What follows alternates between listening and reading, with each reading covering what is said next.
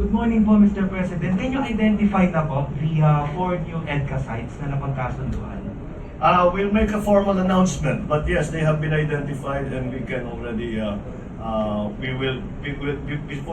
before I announce it, we will formalize it with our partners in the United States so that sabay-sabay naman ang hindi natin i-preempt yung kanilang pinaplano. So, there are 4 extra sites scattered around the Philippines. There are some in the north, there are some around Palawan, there are some further south. So, iba-iba talaga. It's really to defend our eastern coast. Pero meron ding element that is there because of our continental shelf, which is on the eastern side of Luzon. So that's something also that we have to look out for.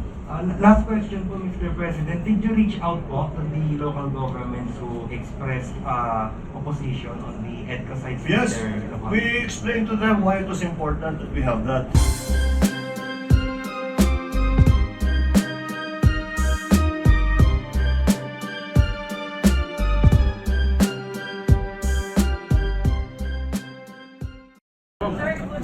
Good morning.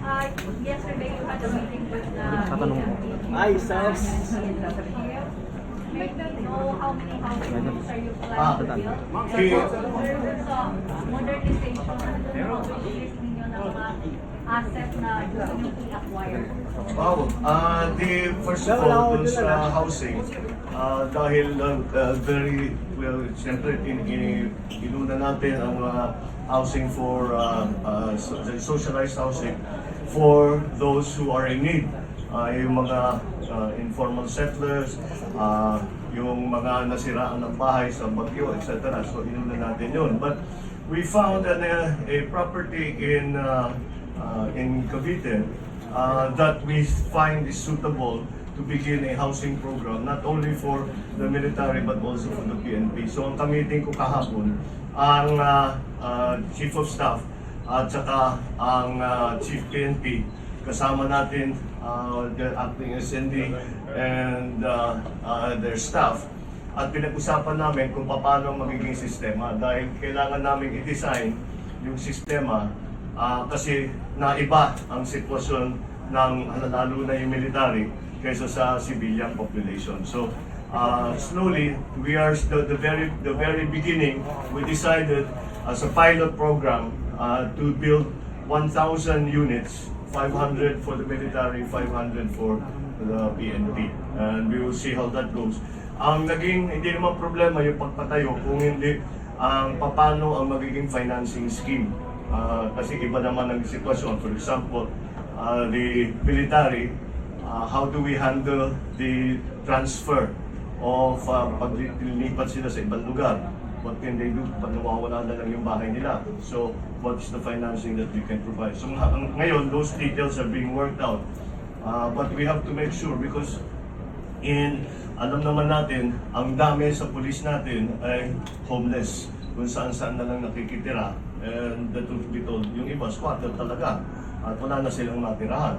So, we have to remedy that situation. At marami tayong pinapagawa sa kanila. The military is the same thing.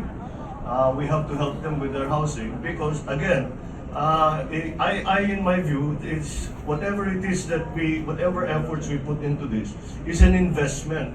It's not an investment. It's not a financial investment. It's just an investment in the well-being of our uniform personnel, so that yung kanilang serbisyo hindi nila kailangan alalahanin kung saan sila uuwi at saan uuwi ang pamilya nila.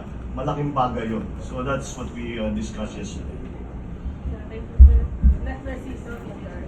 Good morning, Mr. President. Good morning. Sir, may plano po ba kayong magtalaga ng head sa oil spill? Head, sir, ng oil spill. Ng oil spill operation para daw sa coordinated response. The head of the task force for the oil spill is the Coast Guard, Admiral Abu Helsin. So there's no need. You see, there's no need to reorganize something for everything.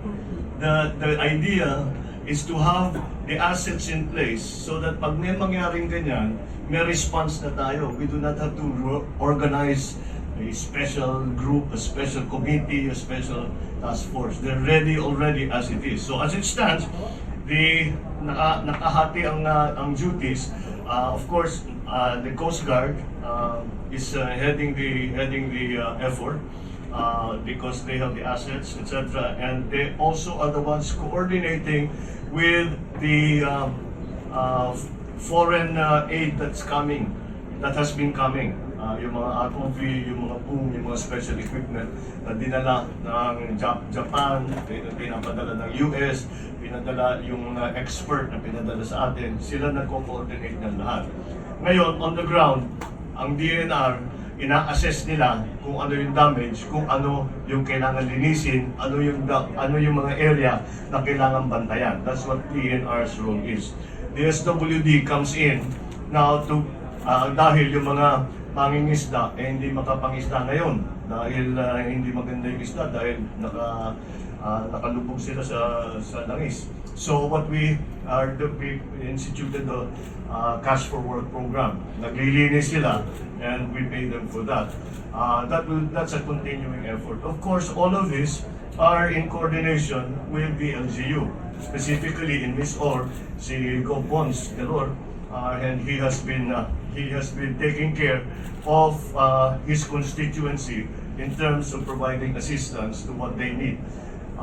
So we are even providing food packs, we are providing not only cash for work, pero meron pa rin tayong mga pantulong para nga doon sa mga mangingisda na hindi makapangisda ngayon. So that's how generally the structure works, and that is the assignment of tasks between the different agencies. Hi sir, I'm here sir. Good morning. Sir, may binabanggit po si Congressman Teves na meron daw pong information na natanggap siya na yung order daw po para i-design galing sa Malacanang at hindi daw po niya alam kung nagagamit kayo at ang punot dulo daw po nito ay isabong. Ang punot dulo nito ay isabong? Opo, sabi po niya. Hindi, ang punot dulo nito ay pagkapas lang ng Governor Tinukoy. Nagka-problema na kami sa isabong noon, but that's not what this is about. Because nung nagkakaroon ng isabong dun, hindi naman natin ginawa itong reorganization, hindi natin linipat yung mga pulis, hindi natin pinasok ang military dahil sa isabong. This is about the killing of Governor Tinukoy, pure and simple. In-urge niyo ba siya na umuwi na dito sir? I'm sorry? In-urge niyo po si Congressman Teves na umuwi na sa Pilipinas? Well, I have no direct contact with him. Ang nakakausap niya is the speaker. Dahil yun ang speaker niya. So he's the leader of the house. Nakakausap niya. And ganun pa rin, sinasabi niya, may banta daw sa buhay niya. Kami naman, sa intelligence, the best intelligence we have is that we don't know of any threat. Saan manggagaling yung threat? So, but anyway, if to reassure him, sabi, we'll provide all kinds of security kung anong gusto mo. Mayaman ka naman, may private jet ka naman eh. Maglanding ka kung saan mo gusto. Papaligir sa isang army, sa Air Force Base. O maglanding sa Basa. Papaligiran natin ng sundalo, wala makalapit na 1 kilometro. So, that will guarantee his security. So, we have made all of these offers, pero siyempre hindi pa siya nag-decide. But, the only advice I can give to Cong Arnie is that habang tumatagal ito, mas nagiging mahirap ang sitwasyon mo. So mas maaga kang makauwi, mas marami pang option ang mangyayari. Pero pagka masyado nang late, wala na, mapipilitan ng gobyerno, we will have to move without any discussions with him. Thank you sir, thank you sir. Yeah. Julie Baisa of 138.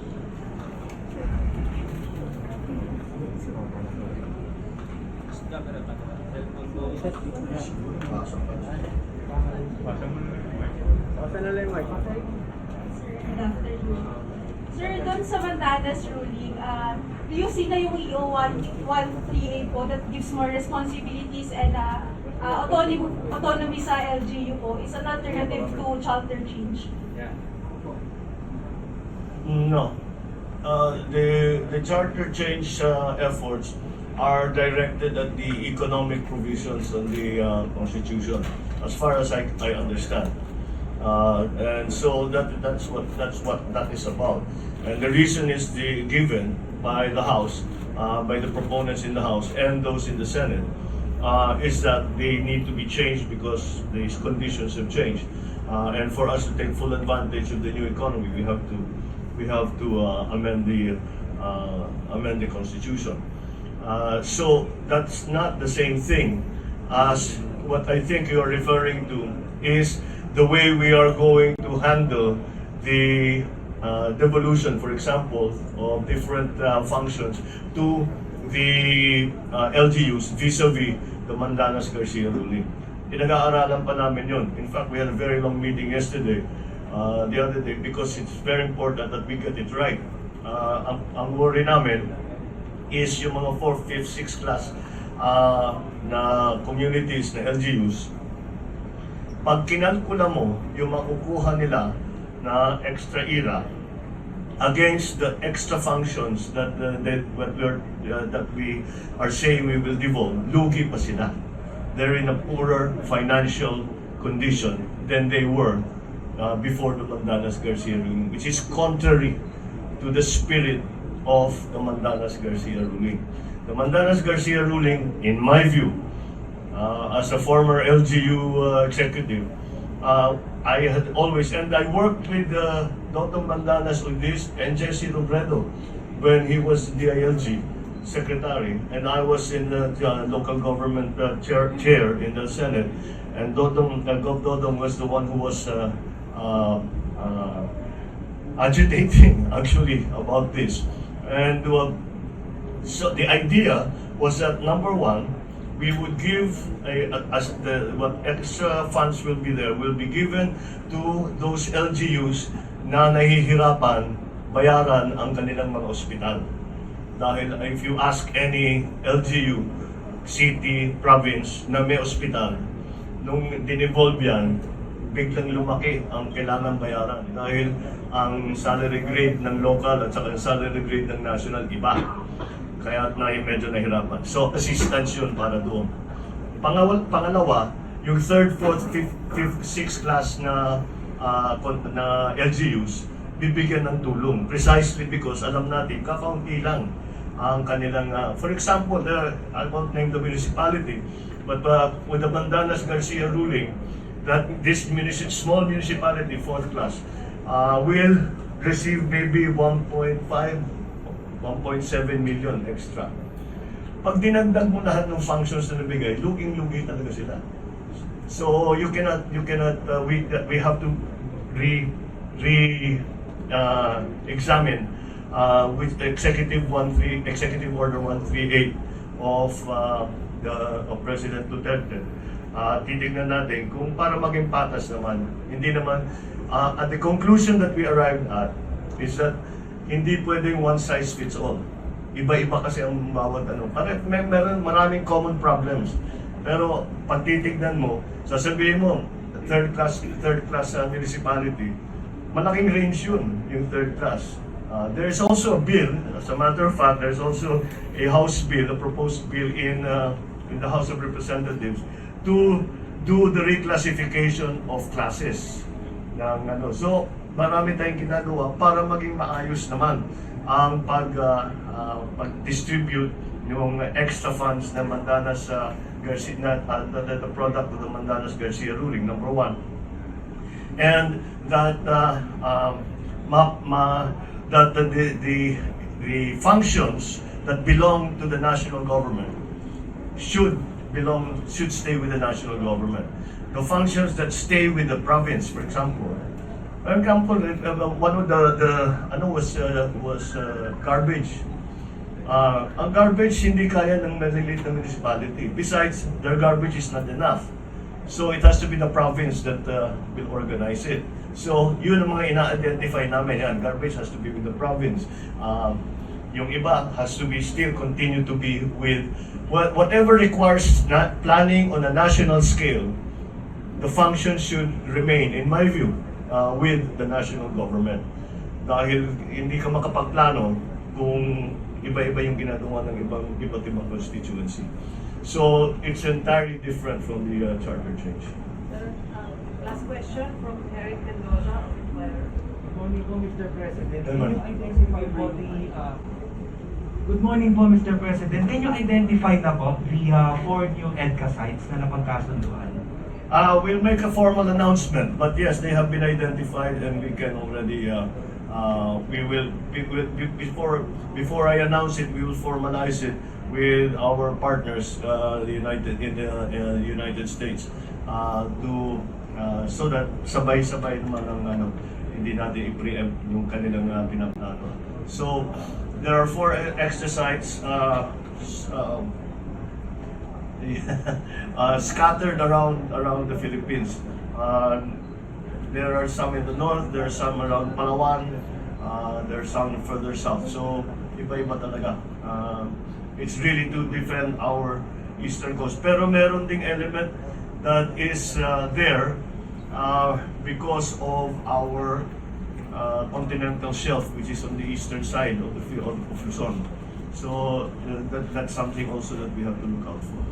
Last question po, Mr. President. Did you reach out po to the local governments who expressed opposition on the EDCA sites? Yes, in their local- we explained to them why it was important that we have that and why it will actually be good for their province. And mukha namang naintindihan nila because most of the